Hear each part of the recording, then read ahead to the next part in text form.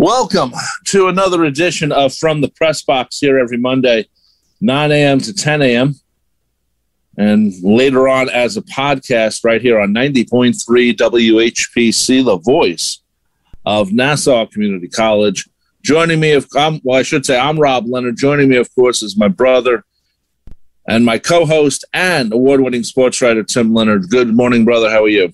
Good morning, brother. I'm outstanding. How about yourself? Of course you are, brother. Though I have to say, brother, those Yankees, man, boy, they're falling fast. Not outstanding, brother. Not outstanding. It's a beautiful thing. It's a beautiful thing.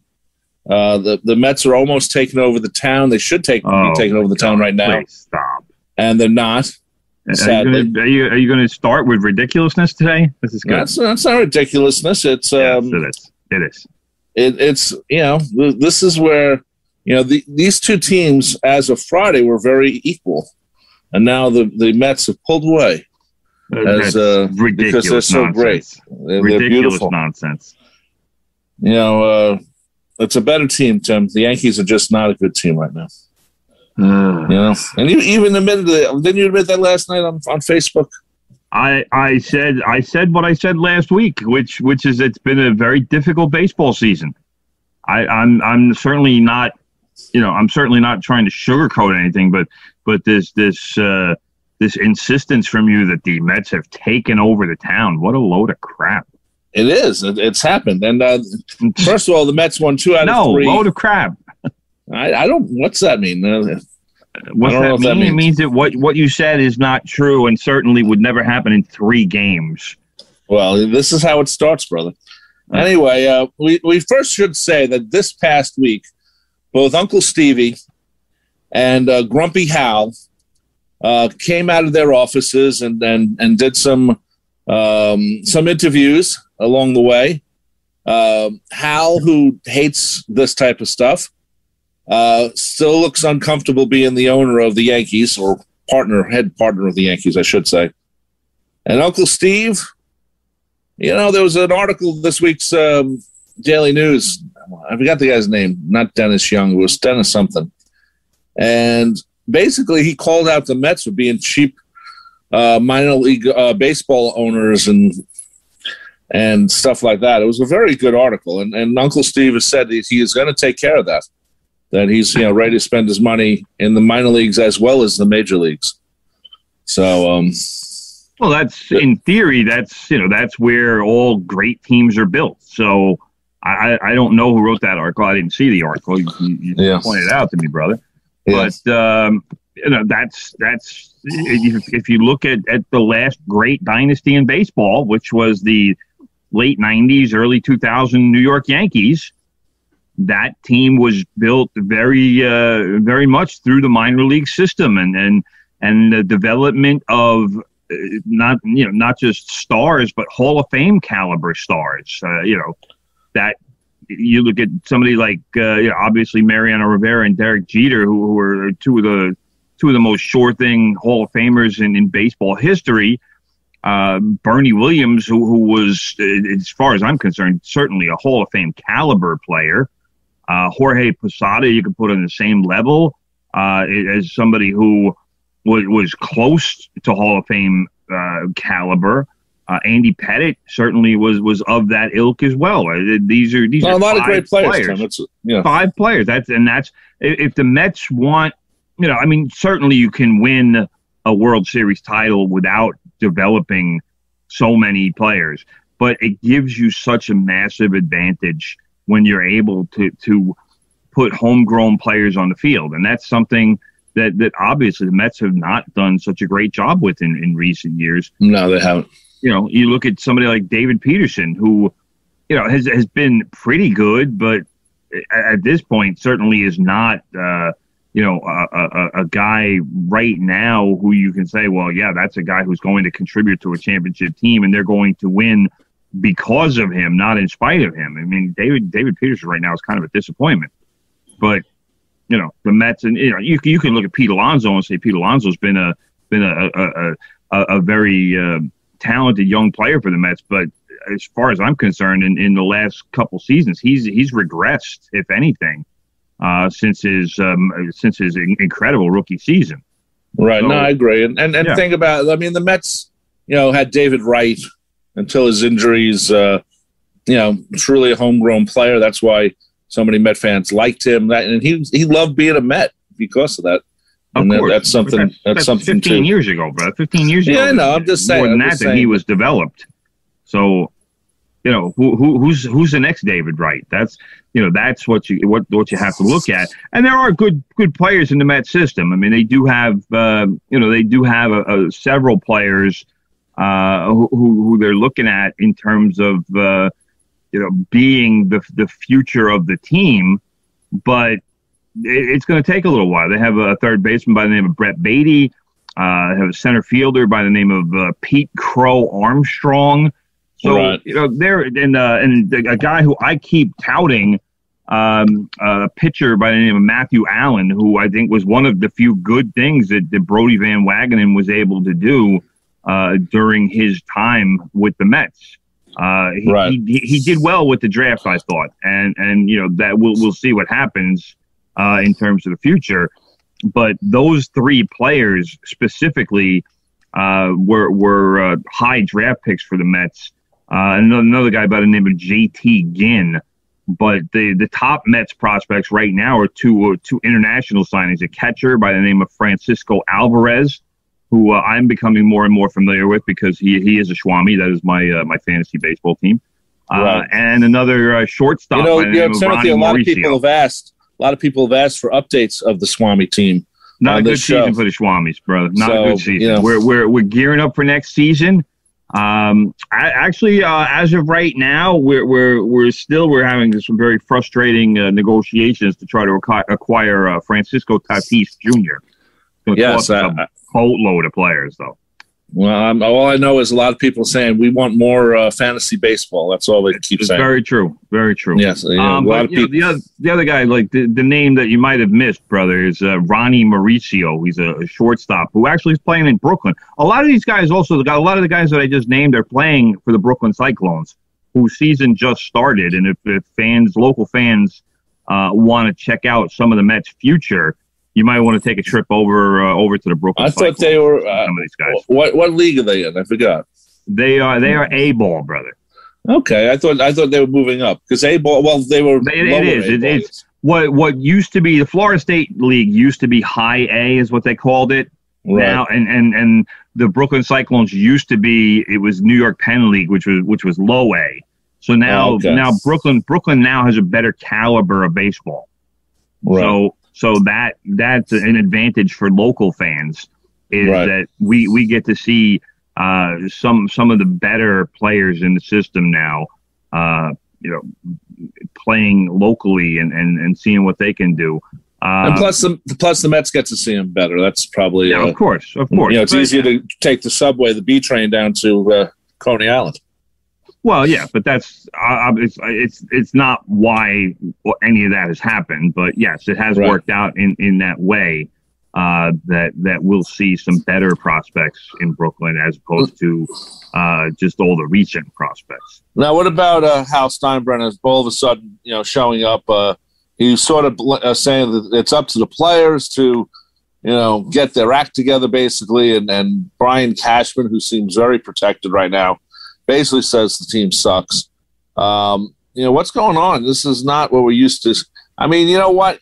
I got to stop saying that. I'm going to stop saying that about what we used to expect from the Yankees with George Steinbrenner. George Steinbrenner has been dead for a long time. You know what? True. So to keep saying, well, because there were a couple articles last week, what would George have done if he was still around? Well, he's not. And how many times did George screw it up because he reacted way too fast or something? So I'm gonna from now on, brother, try not to say how it would be different with George Steinbrenner, because he's been dead long enough that that Hal Steinbrenner administration has taken over. Hank, of course, died sadly. He was my favorite Yankee owner. Yeah, you loved Hank. You were the only one. I loved Hank. The only one to show some Hank love. When he'd be talking to the press with that cigarette dangling from his lip, And I don't know how it stayed. It was a short reign for Hank, brother. I don't know why you keep bringing it up. I mean, you might as well bring up George for all the impact that Hank had. That's true. He didn't have much. Which, let's face it, was pretty much none, because they got him out of there as soon as possible when they saw what an abomination that'd be like if you and I owned a team, and then I would be like Hal, more like Hal. You'd be more like Hank.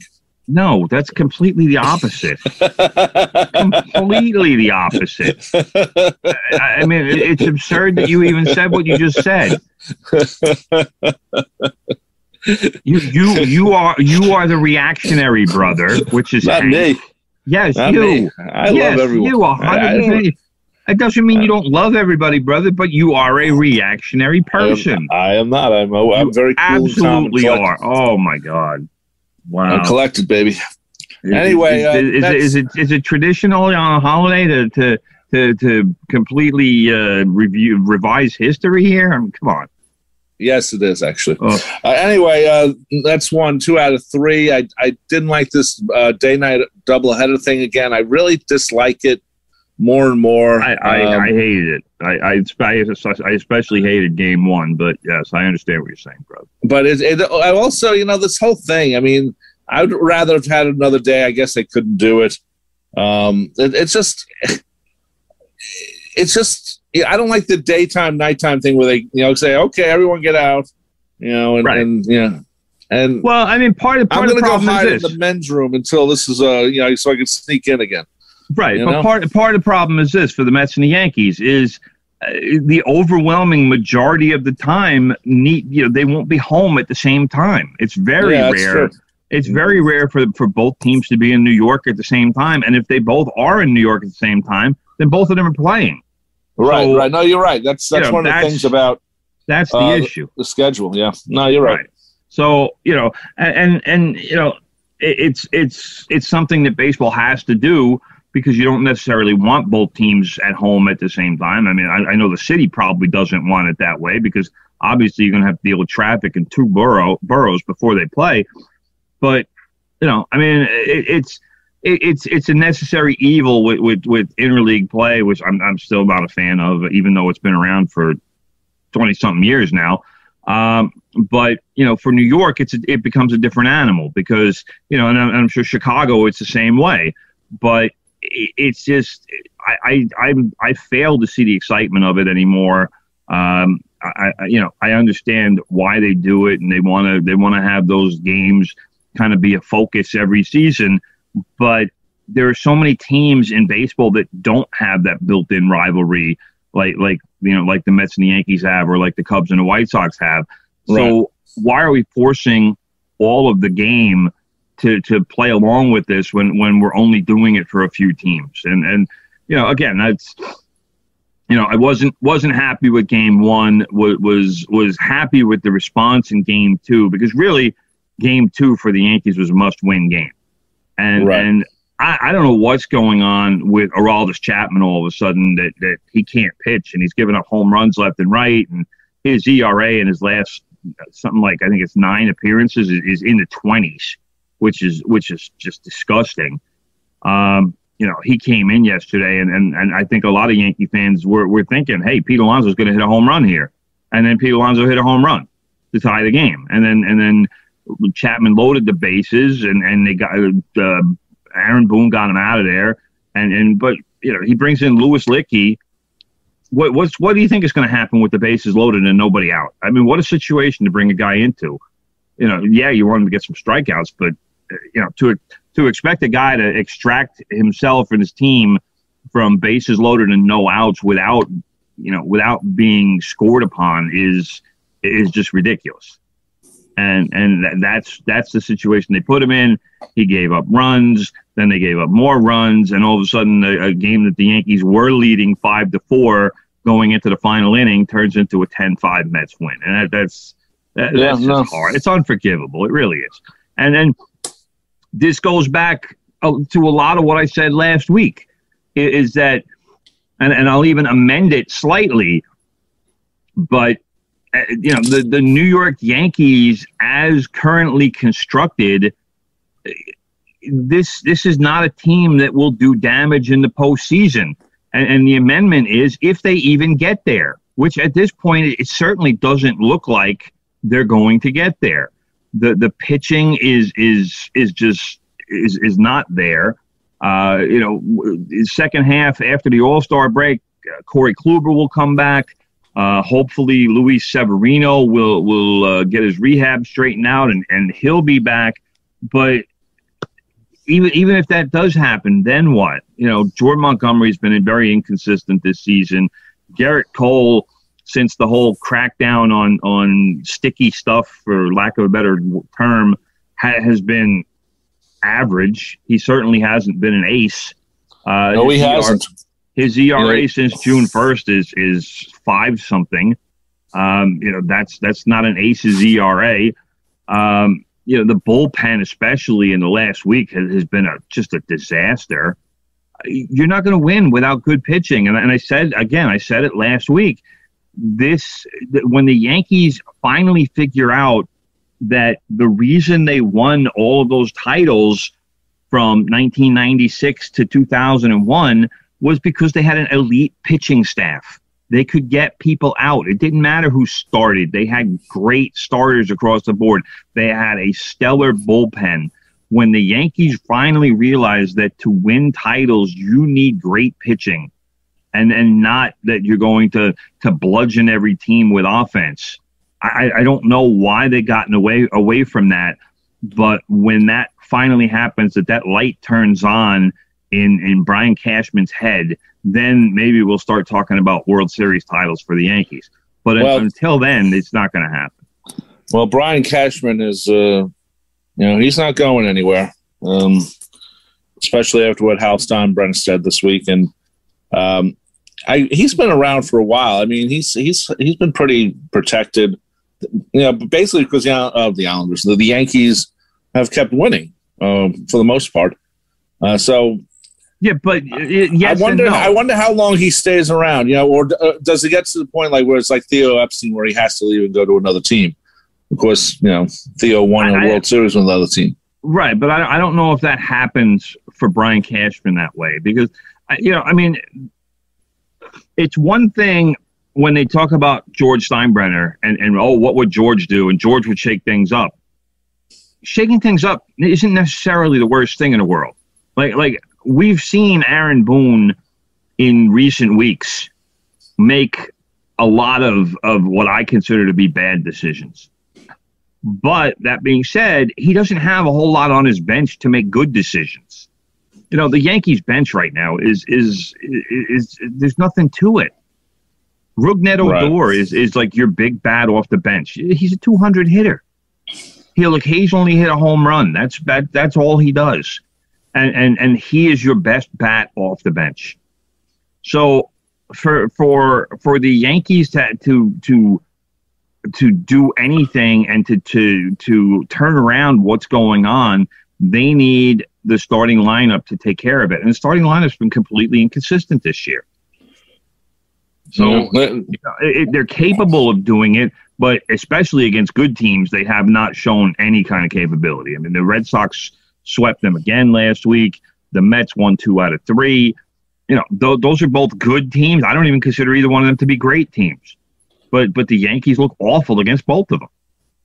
The best thing about yesterday was Chad Green came in and pitched 3 innings of relief, a perfect relief, struck out 6, and basically took control of that game yesterday and last night in the second game. And that was it. There was nothing else good that happened yesterday. No, there wasn't. Gio Urshela hit a home run in the second game. Tomahawked one to right field. Does it count? Sure. Is it a home run? Absolutely, of course it is. But what a terrible swing that was. He just happened to make contact and the ball went out. That was not a home run swing, I can tell you that. It wasn't, he wasn't necessarily looking to drive. It was an up and away pitch, and he just tomahawked it out to right field. Good for him. Thank you very much. I'll take it. But, at what point do the Yankees stop swinging for home runs and start? The best inning to me that they had last week was that first inning against Shohei Ohtani and the Angels. And they scored 7 runs, and they didn't hit a single home run. It was all station to station. It was all single walk. You know, they actually built an inning, and then that was the game that Chapman had a meltdown, and they wound up letting up 7 runs in the ninth, and it was probably the worst loss of the season. And that Mets loss is right behind it. So that's two of the worst losses of the season in the same week. Yeah, no, I mean, we've said this before. The NL East is still the worst division, though I have to say it seems like it's getting not a little tighter, but the Mets are not doing as well, so it's making it closer than maybe it should be. I don't understand that statement, brother, but thank you, brother, for pointing that out. You know. But you're saying closer than it should be. There are 4 legitimate champions in that division. The Mets, the Braves, the Nationals, the Phillies, any of those teams can win that division.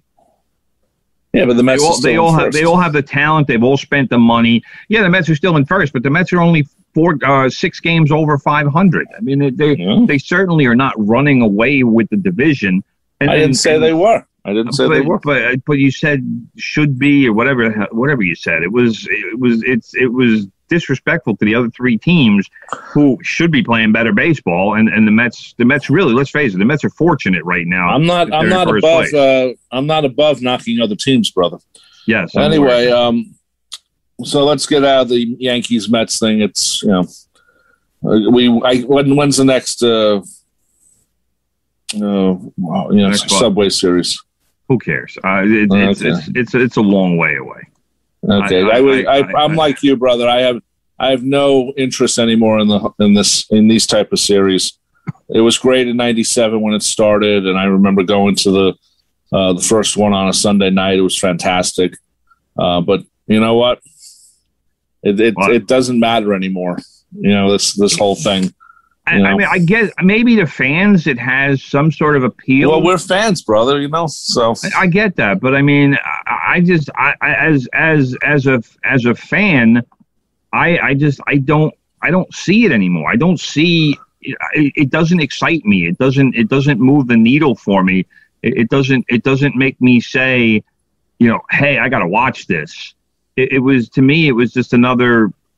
All right, yeah, it's baseball, but I'm certainly not compelled to watch, and it's not, it's not making me, force me to say, oh wow, see Mets Yankees, I have to watch this.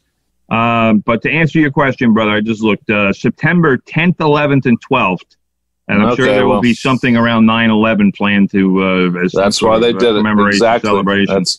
But exactly that will be at Citi Field for that one. But I wonder if they're going to do some sort of presentation, with the Mets, especially were involved with, being out there, and the Yankees were too, to an extent. Do they bring back Piazza and John Franco and Bobby Valentine? Wouldn't surprise me. Wouldn't surprise me. So who knows? Anyway, brother, something happened last week in college sports, which is definitely going to change college sports. I'm not sure as much as people think, but I think for some players, it's going to be very important. But I also think, how many players, brother, and you would know much better than I, how many players were great in college, but, they really didn't do good in the pros. Anyway, we're talking about something called NIL, name, image, likeness. Some college athletes are going to make some money out of this. Obviously, the field hockey team is not. But they will, brother. Those athletes will be impacted as well. I will explain that to you, brother. Here's what college athletes now can do. And the field hockey team is part of this in a way that, let's just say a field hockey player is playing. Let's just say we have a field hockey player who plays in St. Louis, and she's from Long Island. All right, we'll use that. She comes home. Her name is Suzanne Leonard. Maybe, but let's say she comes home in for whatever break, summer break or whatever. Now that field hockey player can do a clinic at home. And sign up young field hockey players like 12-year-olds or whatever, and say, hey, Suzanne Leonard, field hockey player, junior link or whatever the positions are. I remember link being a position. For St. Louis University, Division I scholarship player is doing a clinic.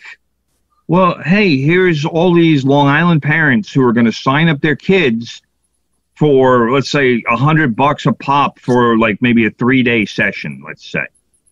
Well, Suzanne Leonard gets, let's say she gets 25 kids to come out and to teach some of the basics of field hockey and to talk to the kids and encourage them and tell them what college field hockey is like and what they have to do. And these are some of the skills you need to learn.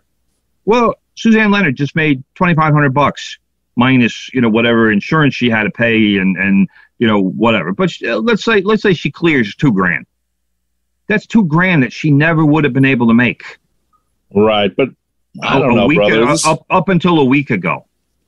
I mean, I can see certain basketball players. I can see Penn State linemen getting some linebackers, whatever. I can see that happening. I can see, what other sports are big? Basketball, even maybe college baseball. That's starting to get big now. The quarterback from Auburn, brother, guy by the name of Bo Nix, Nix. Best autographed name in all of sports, as far as I'm concerned. 5 letters. It only has 5 letters. He just got a deal to promote some sort of sweet tea. They love the sweet tea down south, brother. They do. And that happened literally the first day this thing passed. I don't know what he's making. It's probably a neighborhood of $25,000-$30,000. So great for him.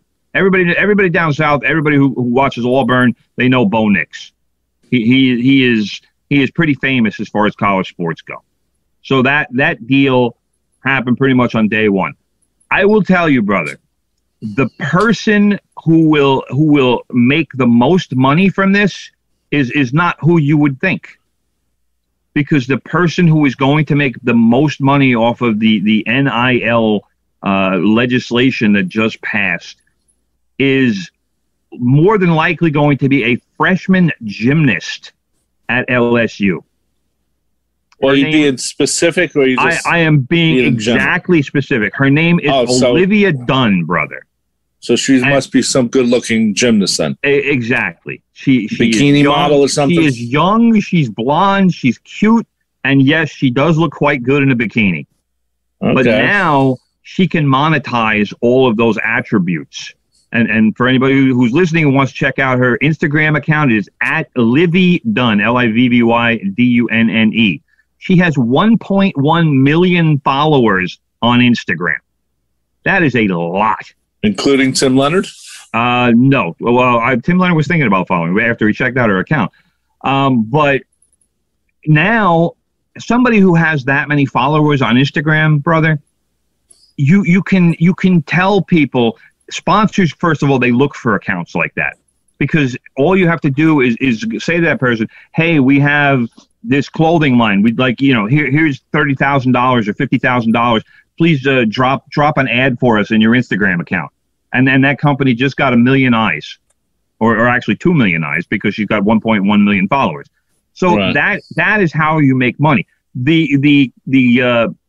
So basically, it's like this so-called influencer thing on the internet. Right, exactly. But you can't do it if you're a college athlete because now you're using your fame, your quote-unquote fame as a college athlete.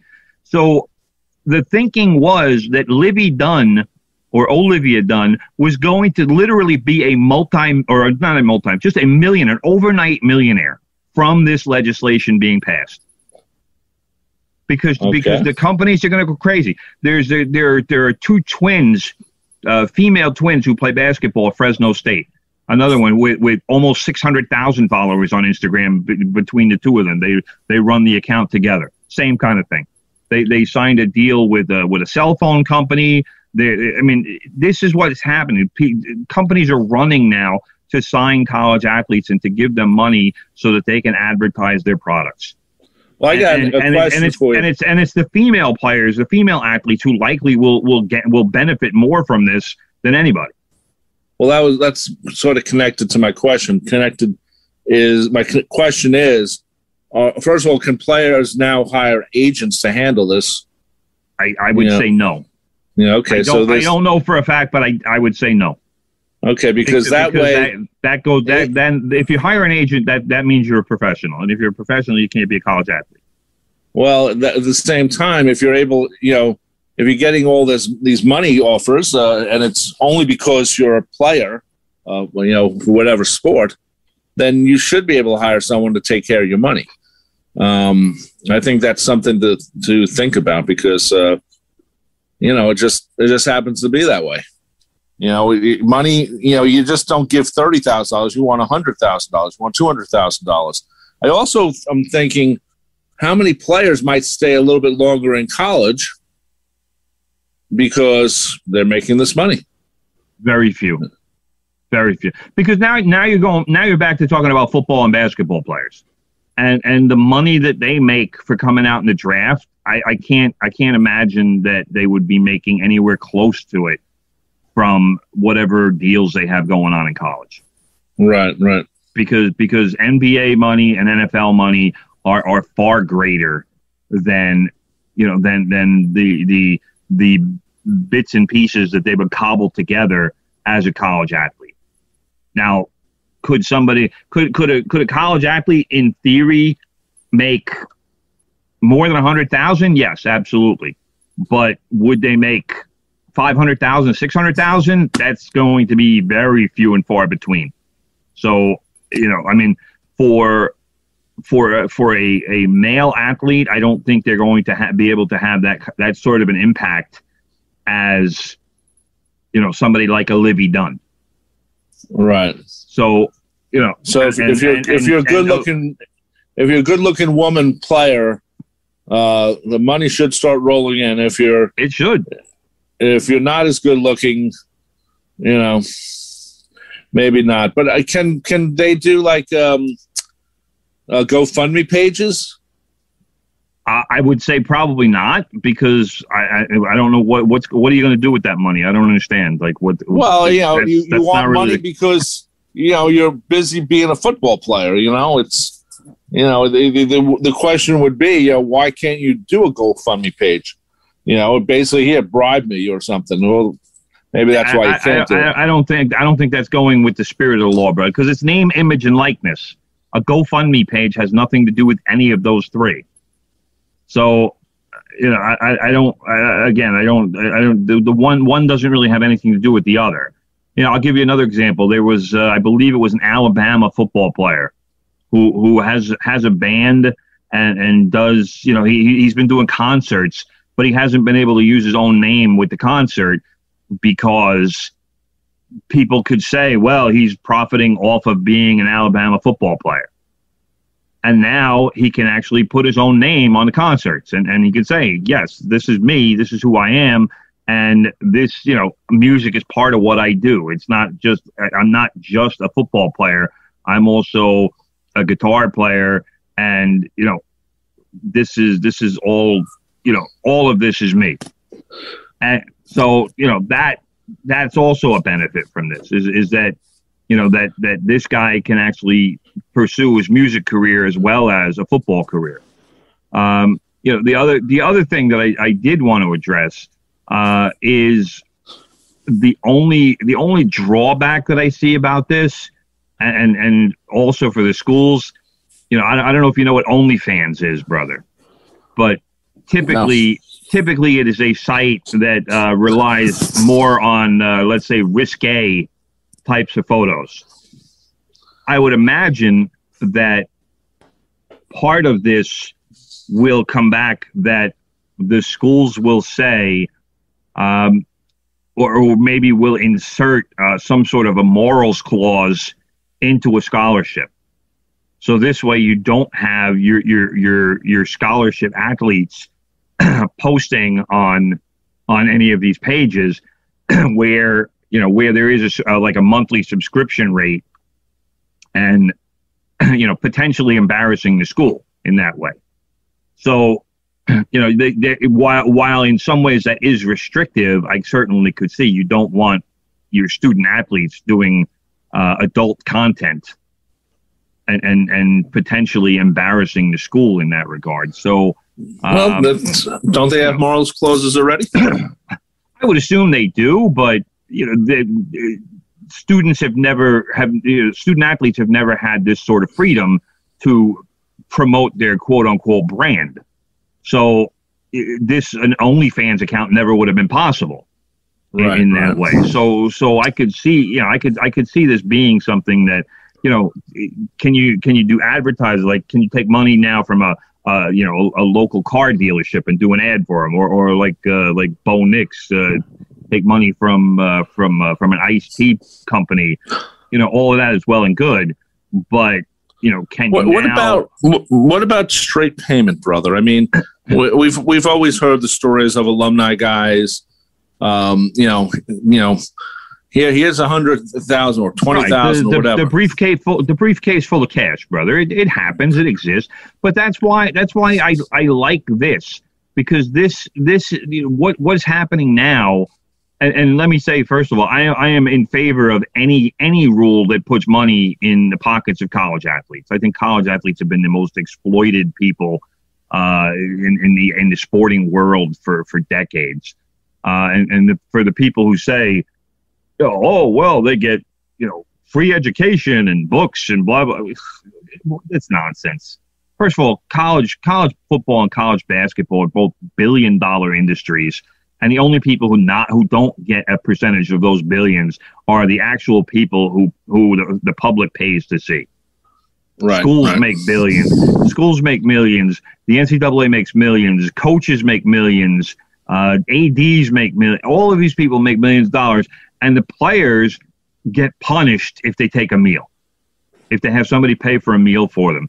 So this is something that I am completely in favor of. The athletes, and this is only for outside people. I mean, outside companies, so to speak. It's not like the college can say, "Well, here's $50,000," or no. Okay. Yeah, and that's something. It's not like the student athletes will be able to do advertising for the school. That would still be part of a scholarship deal. It's not like the school is going to be able to say, well, sign with us and we'll make sure that we, put you in our college ads and you'll get $100,000 from that. That's not going to happen either, because that would obviously be a direct payment. But, there are, just as there have been payments made under the table over the years, I'm sure that, people will try to find a way around this and give college athletes money. But it's been going on for decades. At least this is more above board, and you'll know where the money's coming from and who it's coming from, as opposed to the various scandals that have happened over the year where it's been alleged that different players got different sums.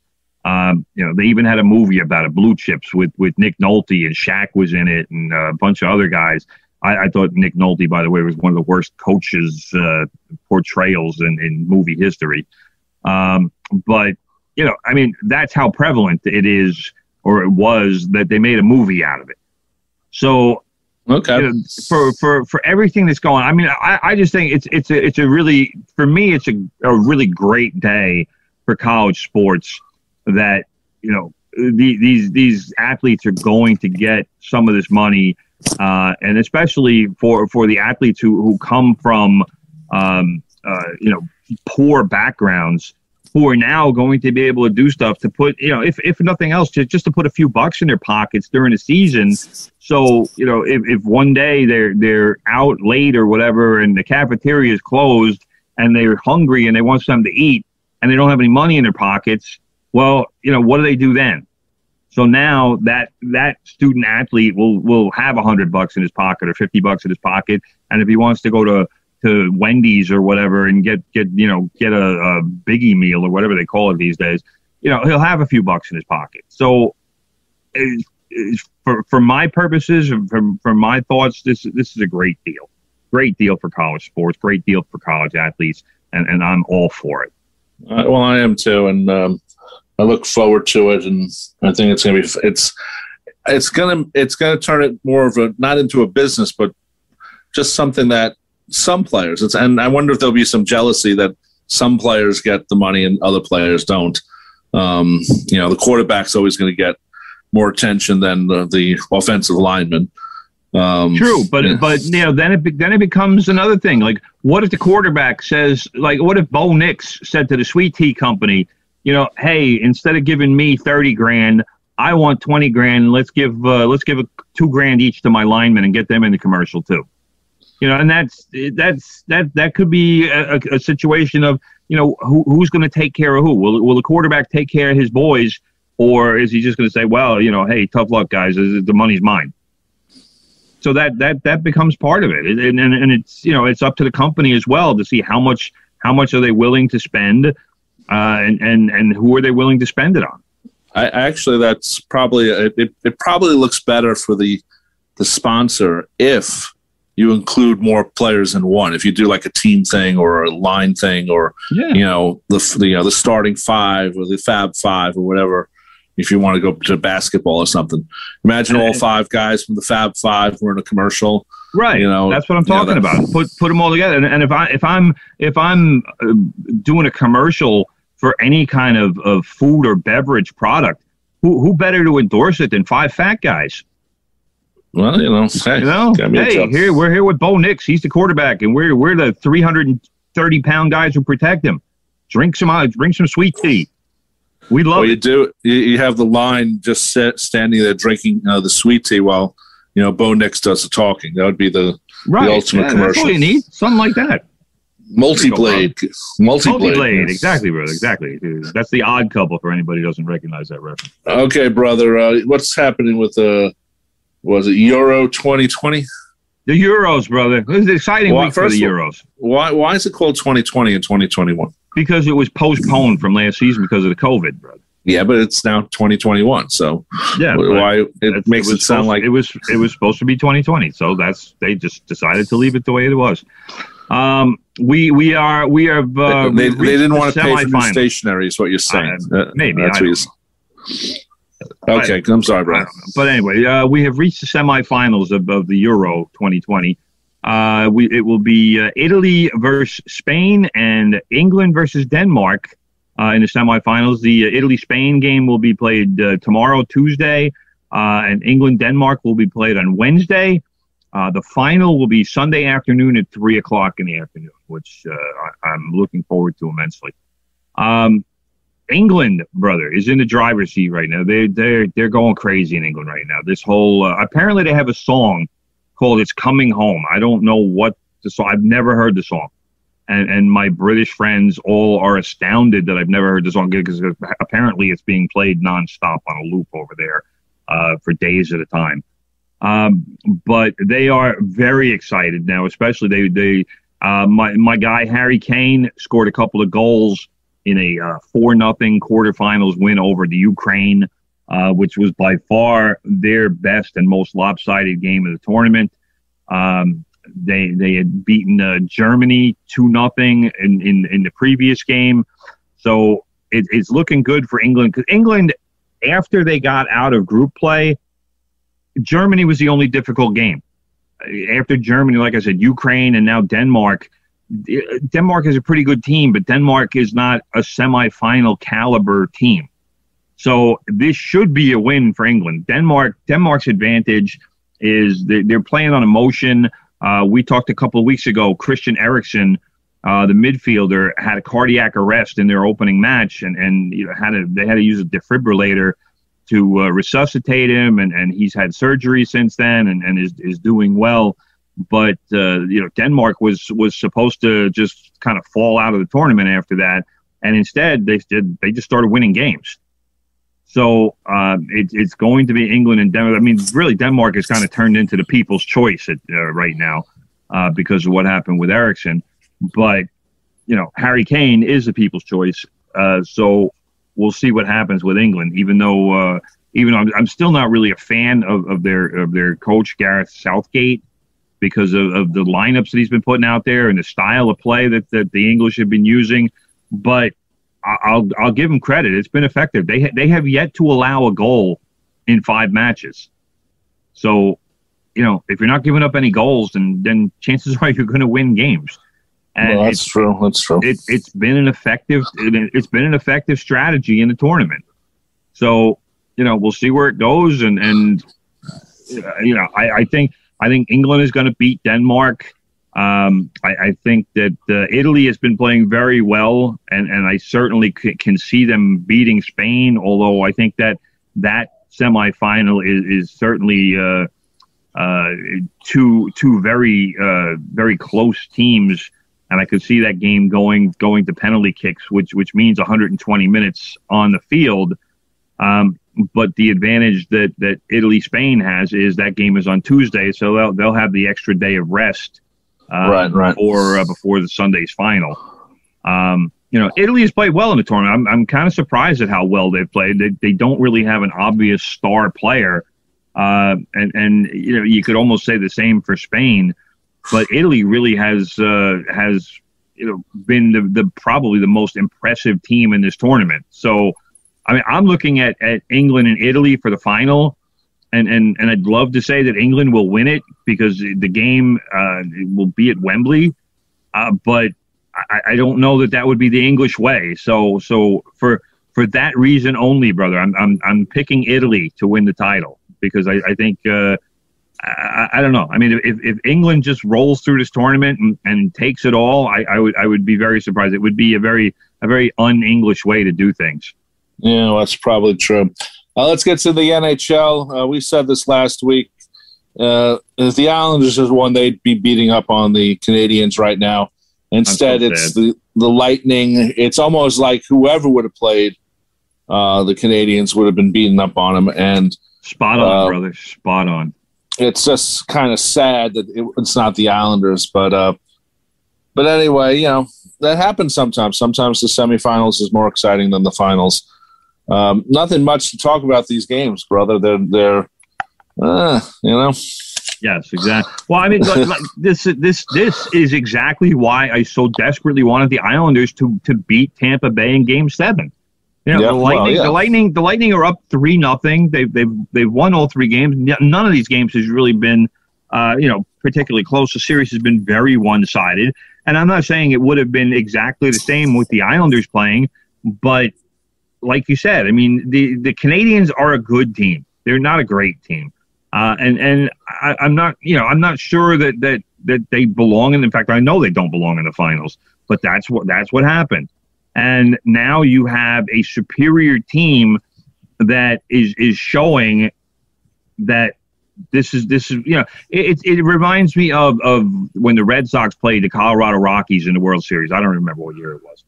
But the Rockies just were a team that got on a hot streak at the end of the season, and they rode it to the World Series, and then they got to the World Series, and it was like, oh, my God, what are we doing here? Like, how did this happen? Yeah, the Red Sox had an easy win, had an easy World Series to the title, and that's what's going on now with Tampa Bay. I mean, this is how lopsided the Stanley Cup Finals have been. The mayor of Tampa suggested publicly that the Lightning lose Game 4 so that they can win the Stanley Cup at home. I mean, that does that tell you how lopsided it's been? Like they have no doubt, there's no question that this series is over and it's just a matter of time. And credit to Tampa Bay, they were like, yeah, that's not going to happen. We're going to try and win this thing in 4 games. And the Montreal players were asked, well, how would you feel if Tampa wins the game in Montreal on your ice? And they're like, yeah, we don't want them to win the cup, so we don't want them to win Game 4. Like people are kind of forgetting that, yeah, Montreal's here too. And the Canadians, obviously a team with the most impressive history in hockey. But, at this point, they're just along for the ride because Tampa Bay is either going to win this thing in 4 games or in 5. No, I agree. Expect Montreal is going to their best game is coming tonight, and whether or not that means that Tampa is going to win the cup, at home or on the road, we'll see. But Montreal you're going to see their best game tonight, and if it's still not good enough, then it's not good enough, and it turns into 4. But I'm very confident in my pick that was Tampa Bay in 5. So Hockey season. We're a game or two from hockey season being over. There will be no game 6 or 7. I can promise you that. Well, most likely not, and no one's going to miss it. People like a good final, and this one wasn't one of them. Yeah, but it's July. It's July. It's time for hockey season to be over. Yeah, it's true. I mean, we know it started later because of COVID, and right. It was a shortened season slightly. Not as many games. Right. It was still 95 degrees last week. Hockey season should be over. Yeah, it should be. And also, one thing we're seeing about the Islanders is that some of their players know what's going on and they want to be around for next season. They've already talking about it. Well, I definitely want to be around for next season. I want this. I think we have something going here, and I think they do. Next season, new arena, new everything, could lead to this Islander team finally, maybe winning a cup, but at least getting back, to the finals again. They need to add a couple of players, and yeah, they do need a couple, but not a lot. Well, I'll tell you what. I mean, Anders Lee is going to come back, and that's going to be and that's obviously a big. I don't even want to call it a big addition because he's on the team already. But I'll tell you where there could be a problem is I'm not sure if Varlamov will be back because he's supposed to be a free agent, and the Islanders are real close to the cap. So somebody or something is going to have to give.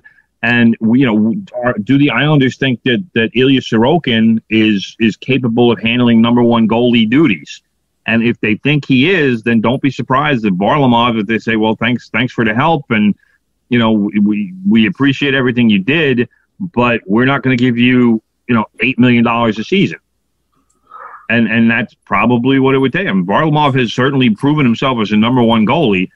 Yes, he has. The Islanders probably they have too many guys right now who are in that $5-6 million range who aren't necessarily $5 or $6 million players, and they have way too many guys like that.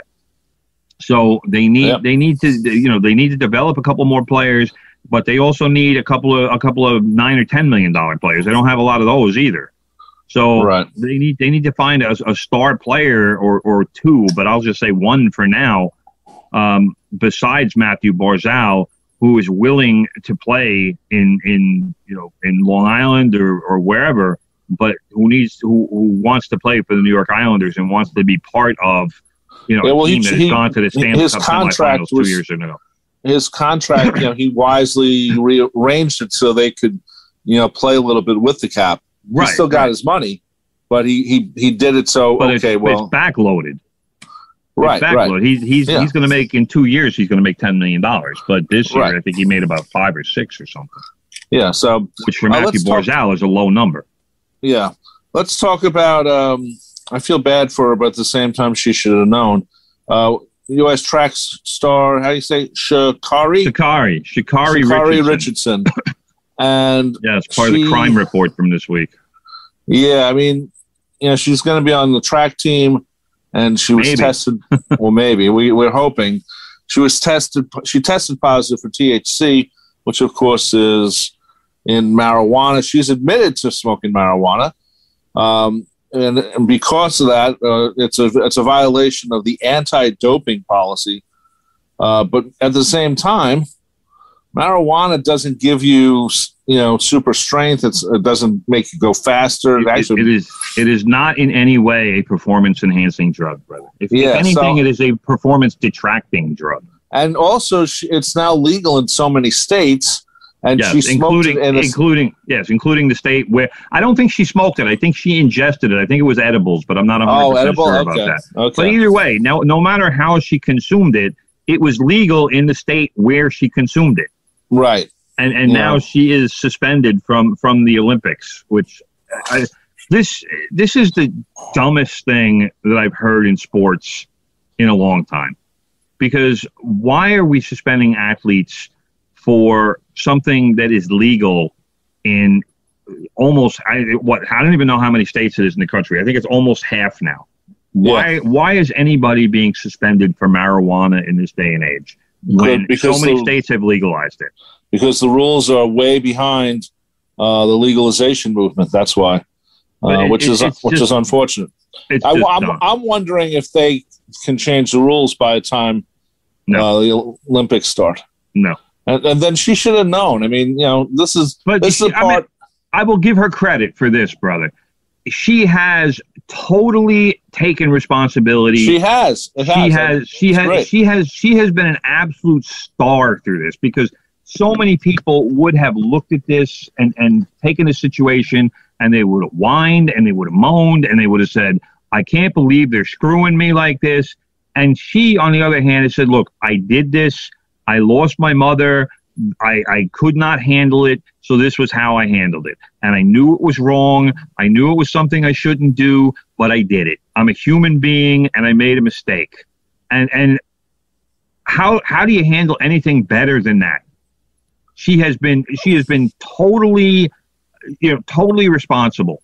She's been far more responsible than somebody like Matt Gaetz, for example, who was nothing more than a whiny, deflecting punk. So she's taken responsibility. But again, for what she did, it should not be a suspendable act in this day and age. And with marijuana being legalized and everything else, it's just, like you said, the rules are far behind reality. Is this the IOC or the USOC? It's I think it's the USADA. The United States Anti-Doping Association. I'm wondering, and I'm hoping for her that maybe there can be a special meeting and they can decide, hey, okay, we know the situation. We're gonna let it go by. Especially, they are behind.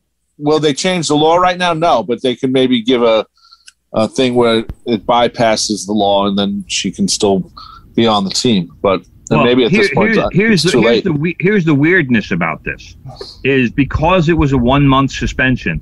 She won't be able to compete in the 100-meter dash, which she likely would have won. Right. But because of the Olympic schedule, she probably will be allowed or could be a member of the United States 4x100 relay team, because that event will be held something like a week later. And the suspension ends in between those two events. So that's possible. I don't know if she's still going to be selected for the team or what the circumstances are, but there probably will be something happening within the next week or so to see what happens there. Yeah, I hope they bypass it and allow her to be on the team. It's if she it's only marijuana, guys. Anyway, that just about does it, brother. Another show from the Press Box is over. This show will become a podcast later on all your favorite podcasting sites, including now Odyssey, AUDACY.com, as WHPC is now part of the Odyssey family for podcasts and streaming. And don't forget to listen to The Unforgettables on Saturdays, 9 to 11. Anyway, coming up next at 10 o'clock, they don't call him Big Ed for nothing.